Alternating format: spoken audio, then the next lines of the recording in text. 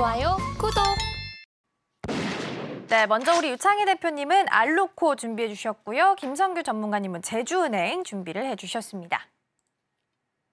네, 먼저 우리 유창희 대표님과 함께 승부주 전략 세워보겠습니다. 오늘 알루코네요. 어떤 전략 좀 세워주실까요? 네, 이제 제가 아까 구리 관련돼서 아까 말씀을 드렸었는데, 구리 가격이 이제 상승을 하면서 시장에서 이제 비철금속 쪽으로 계속 주목을 하고 있는 것 중에 하나가 이제 은을 좀 주목을 좀 하고 있고요. 사실은 은도 산업 제조업에서 상당히 많이 쓰고 있는 제품입니다. 근데 뭐 금하고 좀 다르게 은이 별로 주목을 못 받았는데 이번에 좀 주목을 받을 수 있다 평가를 받고 있고요. 그 다음은 주목받는 게 좀 알루미늄입니다. 알루미늄 시장도 물론 구리만큼은 아니지만 상당히 여기저기 사용처가 좀 많이 있다는 부분들 주목을 하고 있다라고 보고 있어요. 특히 알루미늄의 사용처가 계속 커지고 있는 부분들도 있습니다. 배터리 관련해서도 지금 구리 그 막을 사용하는 부분들도 알루미늄 막으로 좀 전환되려고 하고 있는 부분들도 있죠. 그래서 알루미늄이 상당히 시장에서는 좀 주목을 좀 받고 있는데, 알루코 같은 경우는 이제 전기차 배터리 케이스를 생산할 그 관련된 사업부가 있습니다. 이쪽에 상당히 좀 고성장을 좀 하고 있어요. 특히 이제 미국 쪽 관련해서도 좀 높은 매출을 차지하는 것을 이번에 실적에서도 좀 확인이 되었는데, 어쨌든 지금 전기차 시장은 계속해서 성장할 수밖에 없는 것이고, 배터리 관련해서도 어떤 어떤 기업이 어떤 시장을 선점하고 있느냐에 따라서 앞으로의 어떤 시각도 좀 달라질 수 있지 않나 생각을 좀 하고 있습니다. 그래서 이 전기차 배터리 케이스 관련돼서의 어떤 기대감들 충분히 알루코 앞으로 기대해 볼 수 있다 생각하고 있고요. 그리고 최근에 전기차 부품 소재 쪽으로 해가지고 좀 진출하고 있는 부분들이 좀 있어서 그런 것들이 성장 모멘텀은 나쁘지 않다라고 판단하고 있습니다. 특히 이제 좋은 뉴스가 있고 안 좋은 뉴스가 있는데, 일단 좋은 뉴스는 최근 이제 바이든 대통령이 중국 알루미늄 관련해서 관세를 인상을 하겠다라고 말을 했었죠. 상당히 기존의 관세보다 높은 그 관세를 부과하는 것이겠는데, 그렇게 된다면 아무래도 우리나라 알루미늄 업체들이 좀 반사이익을 누릴 수 있는 부분들이 있습니다. 특히 이제 미중 관계라는 것은 바이든이 재선이 되든 혹은 트럼프가 다시 대통령이 되든 더 점점 멀어지면 멀어지는 것이지 가까워질 가능성은 전 없다고 보고 있거든요. 물론 이제 바이든이 재선이 된 다음에 뭐 임기 끝날 때쯤이면 뭐 조금 관계가 좀 개선될 수는 있겠습니다만은 지금 당장 개선된다라고 볼 수는 없기 때문에 이렇게 계속 이런 식의 어떤 무역 규제는 우리나라 기업들이 일정 부분 수혜를 입을 수 있다 생각을 좀 하고 있고요.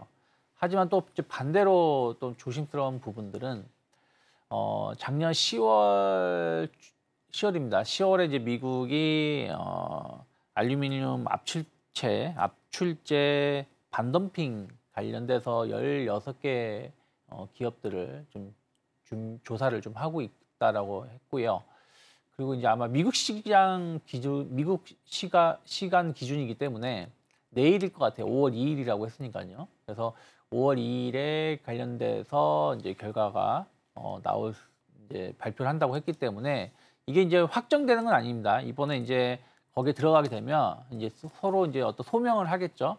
그러면서 10월인가요? 제 기억에 맞으면 10월인가 8월인가에 확정되게 되는데, 여기에서 이제 어떻게 나올지 모르겠습니다만 제가 이러한 부분들은 이미 좀 주가에 좀 반영되었다 생각하고 있고, 오히려 이걸로 인해서 주가가 하락을 한다면 저는 마지막 저점일 가능성이 높지 않을까 생각을 좀 하고 있습니다. 그리고 어쨌든 아까 말씀드린 대로 중국을 규제하기 때문에 이런 쪽에 대해 반덤핑 관련해서도 저만의 좀 희망 섞인 얘기를 하자라면 조금은 규제에서 좀 해소될 수 있지 않을까 라고 생각을 좀 하고 있기 때문에, 어쨌든 이번에 이 이슈들이 변동성이 좀 확대될 수 있다는 부분들은 좀 감안을 하시면서 기업의 주가를 봐야 된다 생각하고 있고요.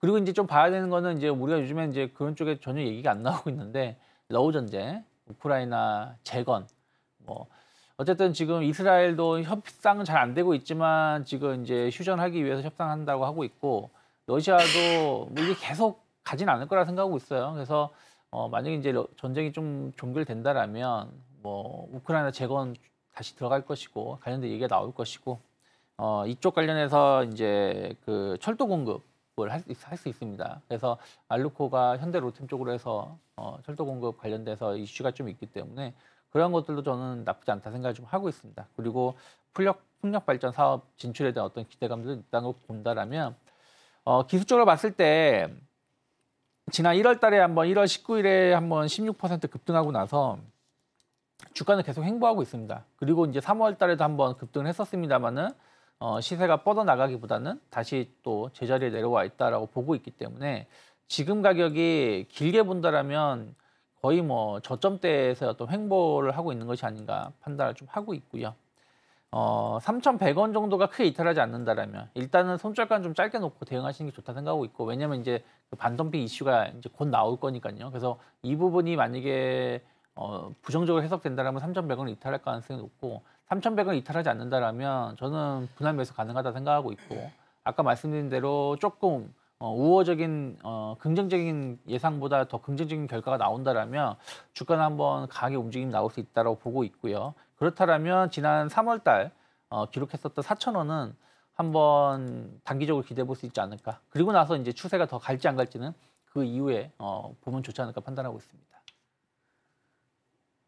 네, 첫 번째 승부주로 알루코 살펴봤습니다. 대표님, 그게 알루코가 전기차 배터리 케이스에 대한 성장 기대 요거 말씀해 주셨는데 네. 전기차는 일단 아직은 수요가 좀 둔화가 되고 있는 상황이잖아요. 그러면 짧게 봤을 때 전기차 모멘텀보다는 바이든이나 뭐 반덤핑 이런 뉴스에 조금 더 빠르게 예민하게 반응할 가능성이 좀 더 높을까요? 뭐 그런 것도 있고요. 근데 사실은 전기차 성장이 둔화되는 것이지 판매량은 계속 늘어나고 있거든요. 그러니까 총 판매량은 늘어나고 있는 것이기 때문에 예를 들어서 알루코가 뭐 다른 기업들처럼 주가가 그 성장에 대한 어떤 기대감을 주가가 엄청 올라와 있다라면 부정적이겠지만 주가가 오른 게 별로 없기 때문에 성장 둔화에 대해서 너무 예민하게 바라보지 않아도 되지 않을까 생각하고 있습니다. 대표님, 제가 짧은 질문, 아까 반덤핑 얘기하셔서 네. 그냥 개인 투자자의 마음으로 질문을 한다고 생각하시면 네. 될 것 같은데, 그 반덤핑 관련해서 이제 자꾸 리스크가 되면 네.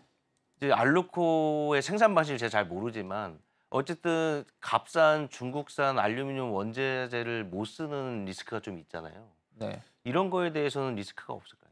근데 뭐 꼭 중국에서만 가져오는 건 아니고 또 이제 그런 부분들도 이제 저도 이제 어떻게 진행될지 모르기 때문에 근데 저는 이제 일단은 그런 것들이 아주 부정적으로 갈 가능성은 좀 제한적이지 않을까. 만약 그렇다라면 이미 주가는 좀 계속해서 하락을 해야 되는데 그러지 않는 걸 본다라면 일단 알루코 같은 게 실적 대비해서도 상당히 좀 저평가되어 있는 부분들이 좀 있어서 조금은 기대해 볼 수 있지 않을까. 하지만 어쨌든 그로 인해서 어떤 변동성은 꾸준히 체크를 해야 된다. 그래서 저는 이 부분이 일단 너무 부정적이지 않을 거라 생각해서 승부주로 가져왔다라고 보시면 될 것 같습니다.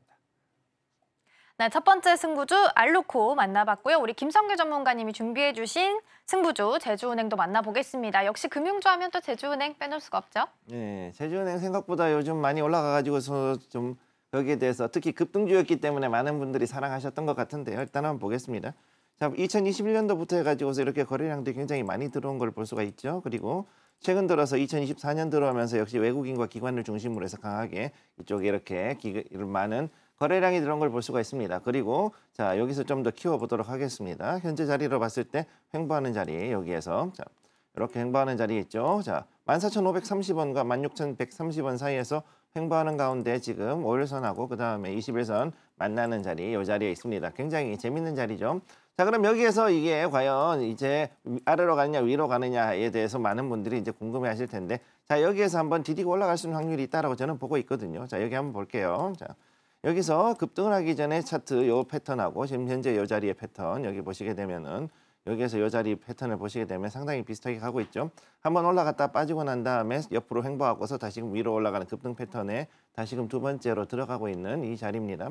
따라서 이 자리로 봤을 때 오늘 같은 경우 특히 PBR 관련해 PBR 관련돼 있는 이런 그 여러 가지 정책이 나왔을 때 충분히 수급이 몰릴 수 있는, 즉 지금 같은 경우에 불안정할 때는 오히려 사람들의 심리에 의존해 가지고서 그래서 그쪽에 그래서 기본적인 보다는 약간은 기술적인 관점에서 좀 더 접근을 해 가지고서 그리고 등치가 크지 않은 금융주 중에서 그래도 안정적으로 볼 만한 종목들, 즉 저축은행보다는 크고 그렇다고 해서 금융지주사보다는 조금 작으면서 그러면서 충분히 움직일 수 있는 종목을 골라서 갔을 때는 제주은행이 굉장히 나쁘지 않다고 보고 있고요. 그다음에 이 제주도 내에서 일단 30개, 서울과 부산에 각각 하나씩 해서 32개의 지금 지점을 보유를 하고 있고 이걸 운영을 하고 있기 때문에 굉장히 나쁘지 않고 이 뒤를 또 누가 받쳐주고 있느냐? 신한금융지주가 받쳐주고 있죠.